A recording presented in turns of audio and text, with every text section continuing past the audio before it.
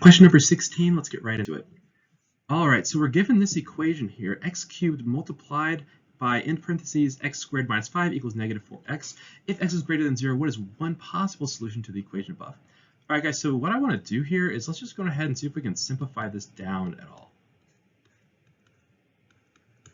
So let's go ahead and divide both sides by x. And I'm going to get one cancellation here, so it'll be x squared times x squared minus 5 in parentheses equals negative 4.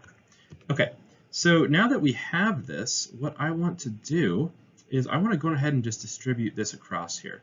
So I'm going to have x to the 4th minus 5x squared, and then let's see here, and then I want to add 4 to both sides, so it'll be plus 4 equals 0. Okay. So now that we have all of this, we need to figure out what is a possible solution here. So what I need to do is I need to solve for x. And let's think about how we can do this. So I have x to the 4th minus 5x squared plus 4 equals 0.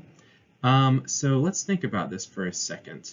What possible values of x could give me 0? And what I want to do here is I actually want to go ahead and factor this out, okay?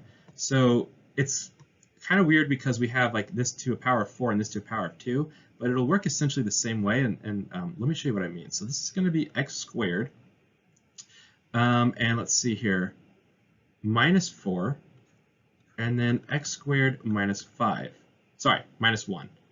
And hopefully you guys see what I'm doing here.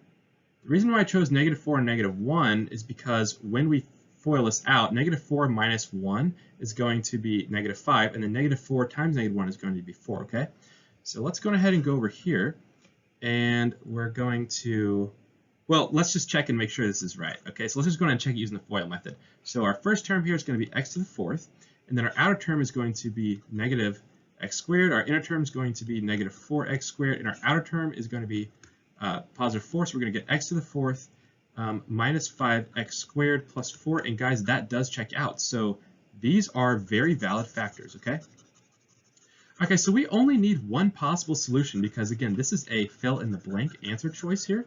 So what I'm going to do is let's go ahead and solve for x here. So this is one option, right?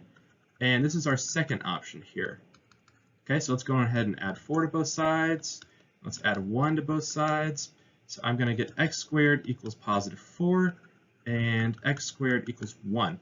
So if I take the square root of both of these things, what I'm going to get is x equals plus or minus 2. And guys remember, the square root of 4 is not just positive 2, it's also negative 2, because negative 2 times negative 2 is positive 4. So I get these two values here. And x is then going to be plus or minus 1 for the same reasons as with the square root of 4. And guys, that is our answer. So you can choose any of these, all right? So for the sake of simplicity, I'm going to say that x equals 1. And okay, sorry guys, I totally forgot. It says if x is greater than 0. So actually, these are only going to be positive values, okay? So that's just something to keep in mind. And then guys, if you really want to check your work, you would just go ahead and plug this answer back in here. So we would have 1 times 1 squared minus 5 equals negative 4, and I would get 1 minus 5 equals negative 4, which is true. All right, guys, if you have any questions, feel free to comment below, and I will see you in the next video.